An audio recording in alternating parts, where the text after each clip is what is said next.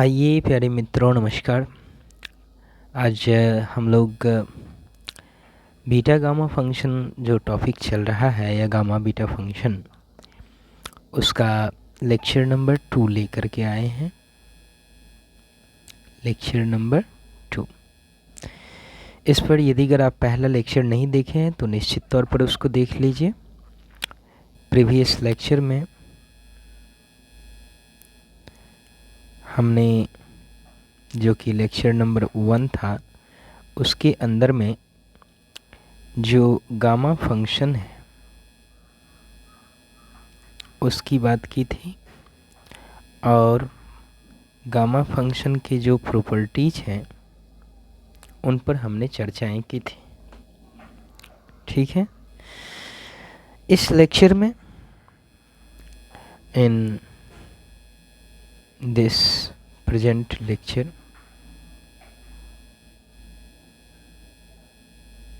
यानी कि lecture number 02 जो अभी चल रहा है, इसमें यानी कि आज का जो अभी का जो अब शुरुआत करने के लिए जा रहे हैं, इसमें हम लोग सारा चीज़ पढ़ेंगे।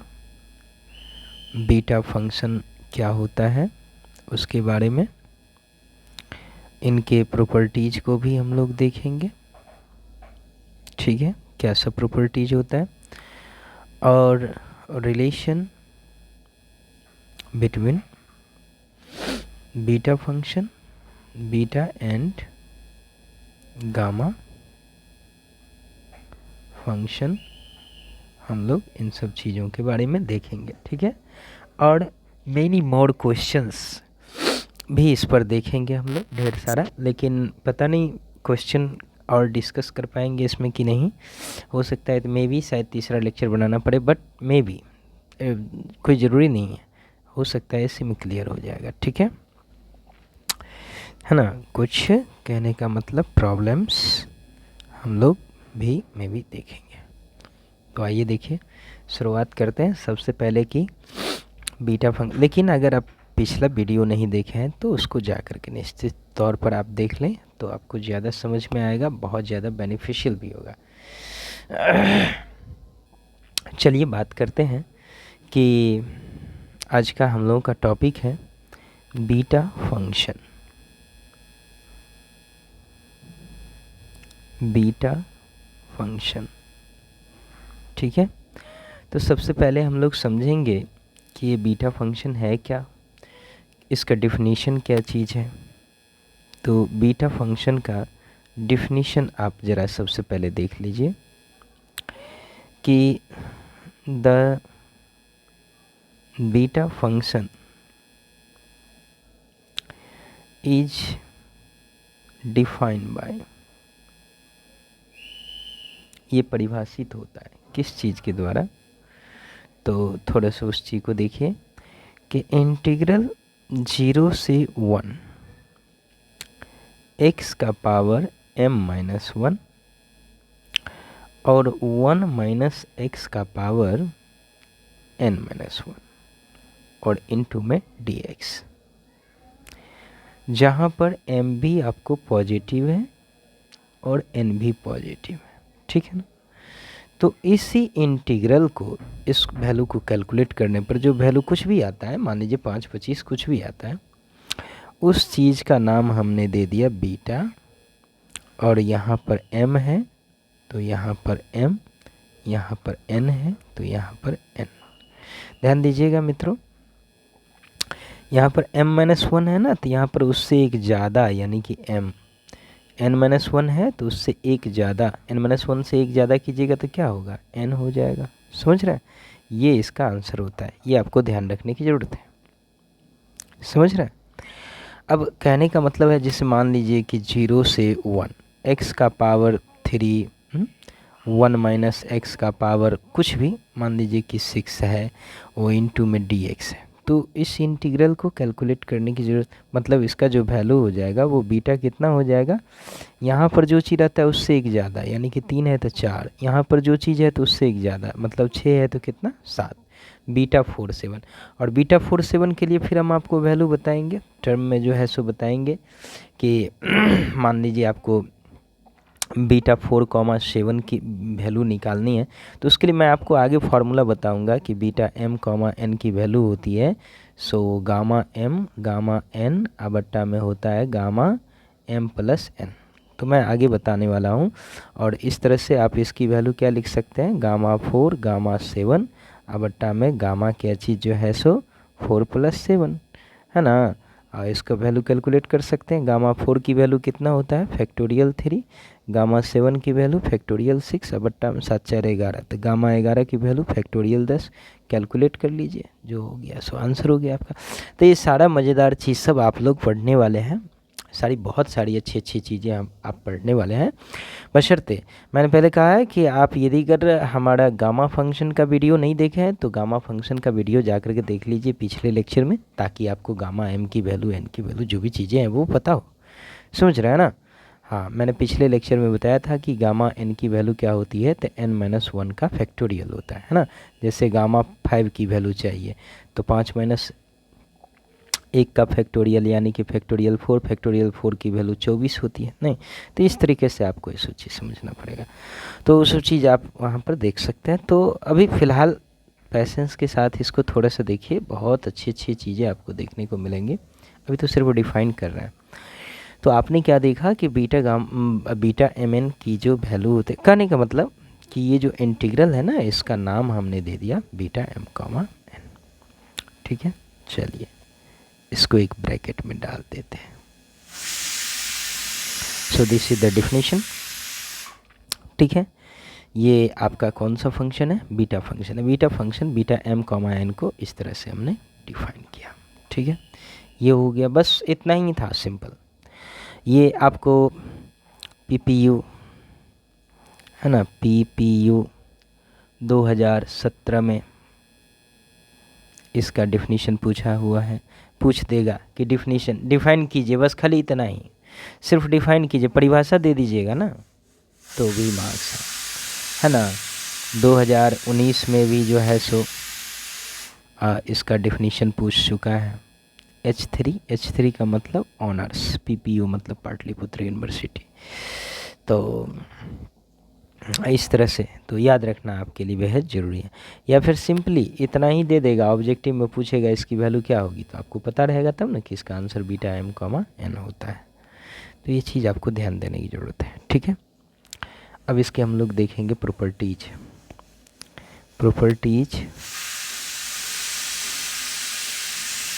Of beta function. थोड़ा खाना बन रहा है तो थोड़ा सीटी का आवाज़ आप लोगों को सुनाई पड़ता होगा, तो ज़्यादा देर डिस्टर्ब नहीं करेगा। थोड़ा चावल बना रहे हैं तो वह हो गया, बनते ही वो सीटी बंद हो जाएगी। तो चलिए, और वीडियोज भी बना रहे हैं, पढ़ाई भी होना चाहिए, खाना पीना भी होना चाहिए। जीने के लिए, ज़िंदा रहने के लिए भोजन ज़रूरी है ना, और भोजन के लिए पढ़ाई लिखाई ज़रूरी। पढ़ाई लिखाई होगा तो नौकरी चाकरी होगा, पैसा भी आएगा, भोजन आएगा, सब कुछ अच्छा होगा।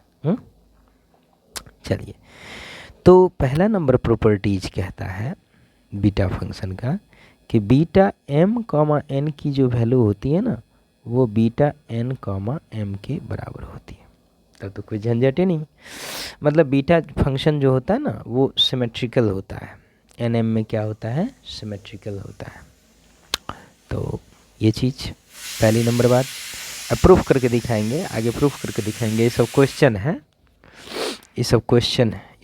है, प्रूफ दैट, एग्जाम में रहेगा। प्रूफ दैट, सिद्ध कीजिए कि बीटा m, n की वैल्यू बीटा n, m के बराबर होती है। ठीक है, हाँ, आप देखेंगे तो ये जो है सो PPU 2016 में आपसे पूछा गया हुआ क्वेश्चन है। ठीक है, हाँ, किसको प्रूफ कीजिए कि बीटा m, n सब्जेक्टिव में है, 8 मार्क्स का क्वेश्चन है।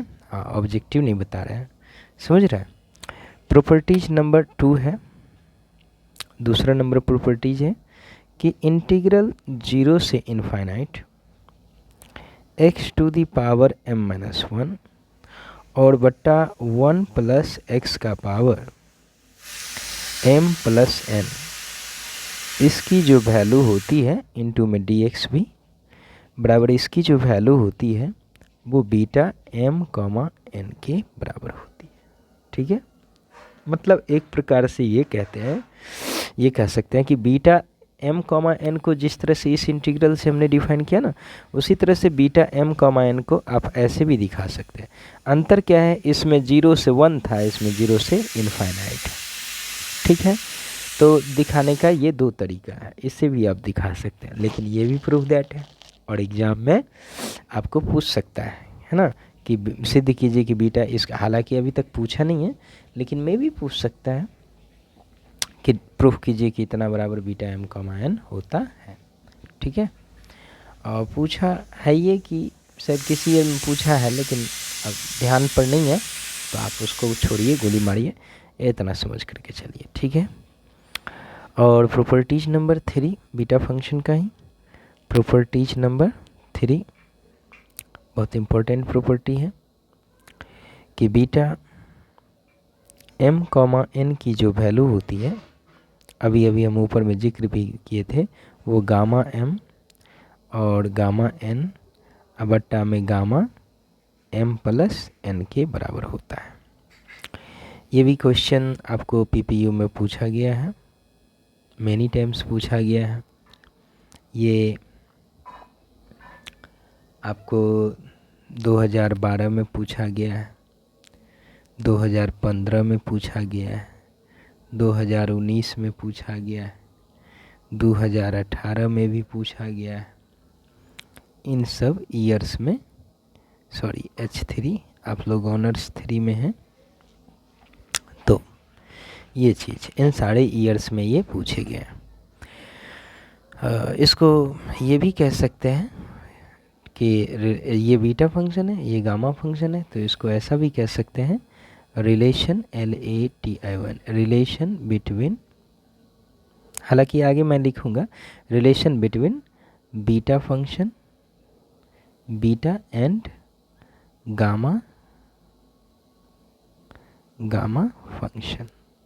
ठीक है, एग्ज़ाम में कह देगा कि प्रूफ दैट, या अथी जो है सो, हाँ प्रूफ दैट, या लिख देगा कि state and prove relation between beta and gamma function. तो यही है बीटा एंड गामा फंक्शन के बीच का रिलेशन।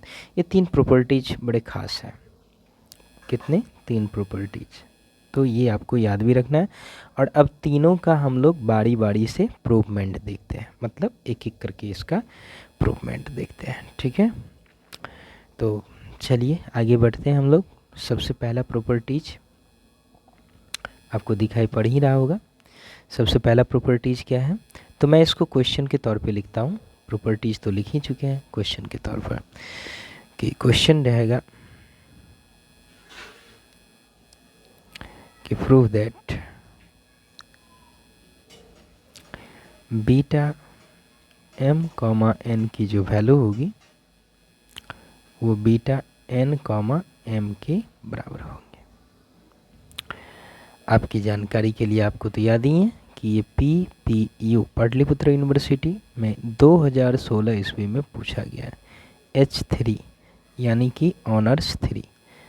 यहाँ पर भी 3 लिख दीजिए। ठीक है, यहाँ पर नहीं लिखा हुआ था, मैंने फिर से लिख दिया H3। ठीक है, चलिए इसको प्रूफ करते हैं। बहुत अच्छा सा प्रूफ है, धीरे धीरे समझ में आएगा आपको। अच्छा, इसी क्वेश्चन को ना ऐसे भी पूछ देता रहता है, ऐसे नहीं लिख करके ऐसे भी दे देगा कि प्रूव दैट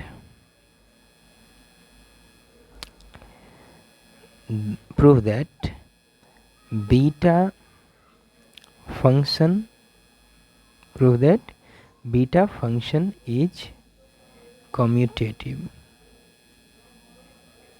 ठीक है, तो इस क्वेश्चन को ऐसे भी, कम्यूटेटिव करने का मतलब क्या हुआ, बीटा m कॉमा n बराबर बीटा n कॉमा m, मतलब उल्टा पुल्टा बराबर होना चाहिए, यानी कि सिमेट्रिक प्रॉपर्टी इसको कहते हैं। तो ये चीज़ है। ठीक है, हमको इसको प्रूफ करना है, तो आइए सॉल्यूशन में चलते हैं। सॉल्यूशन लिखिएगा कि प्रूफ लिखिएगा? प्रूफ लिखिए, क्योंकि प्रूफ दैट लिखा हुआ है तो प्रूफ लिखिए, ज़्यादा बेटर रहेगा। तो कहीं से भी चल सकते हैं, LHS से भी चल सकते हैं, RHS से भी चल सकते हैं, कहीं से भी चल सकते हैं, कोई दिक्कत नहीं है। तो चलिए पहले मैं थोड़ा सा आपको याद दिला दूं कि इंटीग्रल 0 से लेके 1 x का पावर m-1 और 1 माइनस एक्स का पावर n, यानी कि सॉरी n-1 इंटू में dx, ये चीज़ रहता है। तो इस चीज़ को हम लोग कहते हैं, यहाँ पर m-1 है ना, तो उससे एक ज़्यादा यानी कि m लिखते हैं। यहाँ पे n-1 है तो यहाँ पे हम लोग n लिखते हैं, ठीक है। यानी कि यहाँ पे m हो तो m, n हो तो n लिखते हैं। तो इस चीज़ का याद रखेंगे आप लोग, ठीक है। तो मैं उसी बात से चलूँगा। तो ये होता है फार्मूला, ये फार्मूला की डेफिनेशन की। तो हम लोग जो चलेंगे ना थोड़ा आरएचएस से चलते हैं। अब आरएचएस एलएचएस कहीं से भी चल सकते हैं, हम पहले बता दिए हैं, ठीक है। तो उसके लिए कोई दिक्कत नहीं है, तो मैं दिखा रहा हूँ वैसे जनरली आरएचएस से, ठीक है। एक्चुअली किताब सब में भी प्रूफ आरएचएस से लिखा हुआ है, लेकिन हम ये बार फिर से बता रहे हैं कि आप एलएचएस आरएचएस दोनों मेथड से देख सकते हैं, कोई दिक्कत नहीं है इसको समझने के लिए, ठीक है। सो आइए, तो आपके पास में जैसे हम आरएचएस से चलते हैं। आरएचएस क्या चीज़ है? आरएचएस बराबर क्या चीज़ है? Beta n comma m। तो जब बीटा mn रहता है तो हम लोग यहाँ पे m और n लिखते हैं। यहाँ पर nm है तो nm लिखेंगे, ठीक है, ओके ना। तो चलिए आइए लिखें, क्या हो जाएगा? इंटीग्रल 0 से 1 x का पावर n-1 और 1 माइनस एक्स का पावर m-1 और इनटू में dx।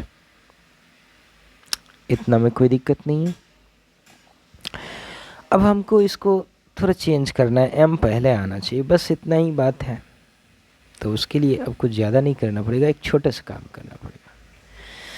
आपको 1 माइनस एक्स की जगह पर ना इसको पहले लाना है, m-1 को पहले लाना है, यहाँ पर लाना है, समझ गए। तो कैसे करेंगे? इस चीज़ को ना y मान लेते हैं, y का पावर m-1 शुरू में आ जाएगा तो अपने ऑब्वियसली बन जाएगा। देखिए ना, अभी तुरंत आपको पता चल जाए। इस चीज़ को कुछ मान लीजिए, y चाहे t चाहे z कुछ भी मान लीजिए, लेकिन कुछ मान लीजिए। तो सपोज कीजिए कि हमने पुट कर दिया 1 minus x equal to y. तो 1 minus x equal to y put कर दिए। अब जो चीज़ पुट करते हैं उसको डिफ्रेंशिएट करना नहीं पड़ेगा, तो डिफ्रेंशिएट कीजिएगा तो 1 का 0 हो जाएगा, माइनस एक्स का क्या हो जाएगा, मतलब माइनस dx हो जाएगा, और इक्वल टू मतलब, अरे समझे कि नहीं आप लोग? डिफ्रेंशिएशन नहीं आता है। चलिए 1 का 0 हुआ, x का 1 हो जाएगा, y का dy/dx हो जाएगा। x के रिस्पेक्ट में डिफ्रेंशिएट किया है तो क्या हो जाएगा, minus dx equal to dy। अगर आप इसको ऐसा कहना चाहते हैं तो ऐसा बोल सकते हैं, dx इक्वल टू माइनस का dy। ये चीज़ हुआ एक बात। अब ये जो लिमिट्स हैं 0 और 1, ये तो x के अकॉर्डिंग है। जब आप उस फंक्शन को y में कन्वर्ट करेंगे तो y के अकॉर्डिंग टू भी लिमिट चाहिए ना। तो आइए देखिएगा कि व्हेन, यहाँ पर लिखना पड़ेगा आपको कि व्हेन जब x बराबर 0, जब x की वैल्यू 0 तो y की वैल्यू कितनी होगी? जब x की जगह पर 0 रख दीजिएगा तो क्या हो जाएगा, y का वैल्यू कितना हो जाएगा, 1 माइनस 0 बराबर कितना हो गया, 1। यानी कि y की वैल्यू कितनी हो जाएगी, 1 हो जाएगी। समझ में आया ना? ठीक है, 1। और जब x की वैल्यू 1 रखेंगे तो क्या होगा, व्हेन x इक्वल टू 1 रखेंगे तो y की वैल्यू कितना, x की जगह पर 1 तो 1 1 कट जाएगा, मतलब y की वैल्यू क्या हो जाएगी, 0 हो जाएगी नहीं। सो आइए इसको हटाइए, ठीक है, y की वैल्यू 0। x में अगर लिमिट लिखना चाहते हैं तो 0 से 1, यानी कि 0 से 1। अगर y में लिमिट लिखना चाहते हैं तो 1 से 0। है ना, यानी कि यहाँ 1 यहाँ 0 लिखना पड़ेगा, ठीक है। तो चलिए थोड़ा सा इन सब चीज़ों को डिलीट कर देते हैं, हटा देते हैं। सो हमारे पास जो इंटीग्रल आएगा उसकी न्यू लिमिट्स क्या होगी, पहले था 0 से 1, अब हम लोगों के पास लिमिट क्या होगा 1 से 0, ठीक है, 1 से 0। मतलब जहाँ 0 था वहाँ 1, तो जहाँ 0 था वहाँ 1, जहाँ 1 था वहाँ 0, जहाँ 1 था वहाँ 0, समझ गया ना, ठीक है। हाँ, ये बहुत बेसिक बात है, ये आप जानते होंगे। अब आइए भाई, अब एक वो बात हो गया क्या, तो आपको चाहिए x की वैल्यू, तो x की वैल्यू तो आपने निकाली नहीं, तो यहाँ से हम लोग निकाल लेते हैं। यहाँ पर से क्या हो जाएगा, मतलब 1 माइनस वाई, वाई को इधर ले आइए, ठीक है ना, अब बराबर में x को राइट साइड भेज दीजिए। तो मेरे ख्याल से यहाँ से x की वैल्यू आपको दिख गई होगी, ठीक है। तो ये जो x है ना, उसके बदला में हम लोग क्या लिख दिए 1 माइनस वाई, और बेचारा का पावर n माइनस 1 है तो हम काहे मना करेंगे। और ये 1 माइनस एक्स के बदला में आप क्या लिखे हुए हैं भाई y, तो आइए दे दीजिए y और उसका पावर m माइनस 1, और dx की वैल्यू कितनी है माइनस dy, दे दीजिए माइनस का dy। सो कोई दिक्कत तो नहीं इतना में, नहीं। तो इस प्रकार से ये माइनस ना थोड़ा बाहर निकाल लीजिए, चलो आ जाओ बाबू बाहर आओ। तो 1 से लेकर के 0 तक y का पावर m माइनस 1, और 1 माइनस वाई का पावर 1 माइनस वाई का पावर n माइनस 1 इंटू में dy। ये माइनस बाहर निकाल चुके हैं, अब देख रहे हैं। अब थोड़ा सा क्या करते हैं, सो देखिएगा, सो बराबर में ये जो 1 है ना, हम वो ऊपर रखना चाहते हैं, 0 नीचे, लिमिट को इंटरचेंज करना चाहते हैं। तो आपने क्लास 12th में पढ़ा होगा कि अगर a से b f(x) dx है, अगर आप फंक्शन वही f(x) dx रखना चाहते हैं लेकिन लिमिट को छेड़छाड़ करना चाहते हैं, ऊपर वाला b को नीचा कर दिया, नीचा वाला a को ऊपर, तो कोई दिक्कत नहीं है, उसके पीछे में एगो माइनस लग जाएगा। तो हम लोग भी लिमिट को इंटरचेंज कर देंगे तो इसके पीछे एक और माइनस लग जाएगा, तो क्या हो जाएगा प्लस बन जाएगा। तो प्लस लिखना नहीं है, बस खाली लिख देना 0 नीचे 1 ऊपर, लिमिट चेंज कर दिया। और y का पावर m माइनस 1 ही है, और 1 माइनस वाई का पावर n माइनस 1 ही है, इंटू में dy। आपको पता होगा ना इंटीग्रेशन से कि डेफिनेट इंटीग्रेशन में a से b F T D T है, तो उसको आप a से b F x D x लिख सकते हैं, मतलब वेरिएबल चेंज कर देने से कोई फ़र्क नहीं पड़ता है। तो 0 से 1 लिमिट वही है, हमने इस y के जगह पर ना x रख दिया m माइनस 1, और 1 माइनस एक्स का पावर n माइनस 1 और dx, मतलब जहाँ y था वहाँ x रख दिए। तो आप जानते हैं डेफिनेट इंटीग्रेशन में से कोई दिक्कत नहीं है। और आप जानते हैं हुजूर आला कि 0 से 1 और x का पावर n माइनस 1 और 1 माइनस एक्स का power m minus 1 into D x, इसकी वैल्यू होती है बीटा m कॉमा n। ये तो आप जानते हैं। So this value becomes, what is this, beta m comma n। तो आप देखिए हम क्या लेके चल रहे थे, RHS लेके चल रहे थे बीटा n कॉमा m, है ना, RHS लेके चले थे बीटा n कॉमा m, और हमें LHS मिल गया बीटा m कॉमा n, ठीक है। तो मैं लिख दूँ यहाँ पे बराबर में क्या चीज़ LHS, ये इधर RHS लेके हम चले थे, इधर RHS लेके हम चले थे, ठीक है ना, और RHS बराबर LHS आ गया, प्रूव हो गया। आप LHS लेकर के भी RHS कर सकते हैं, कोई समस्या नहीं है, कोई दिक्कत नहीं है।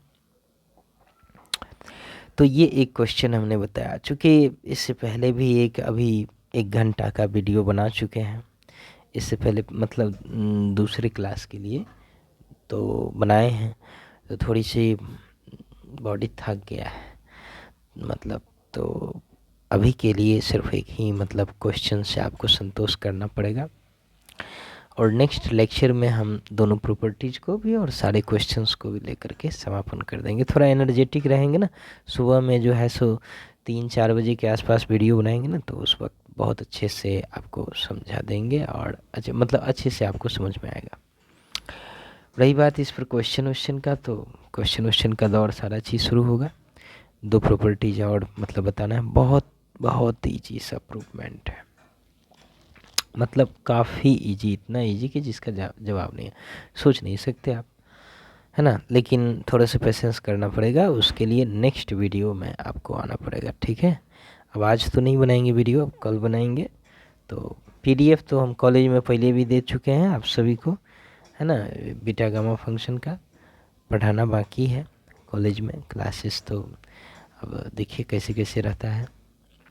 तो फिलहाल वीडियो के माध्यम से इसको देखिए, और फिर कल जो है सो वीडियो अपलोड कर देंगे, कल समाप्त कर देंगे बीटा गामा फंक्शन को, ठीक है। तो चलिए, थैंक यू, लाइक और सब्सक्राइब करना मत भूलिए, ठीक है।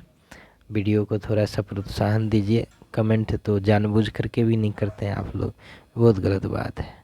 थोड़ा सा कमेंट किया कीजिए, ठीक है। चलिए, तो थैंक यू, आप सभी का बहुत बहुत धन्यवाद, शुक्रिया। मिलते हैं नेक्स्ट लेक्चर में। Have a nice day.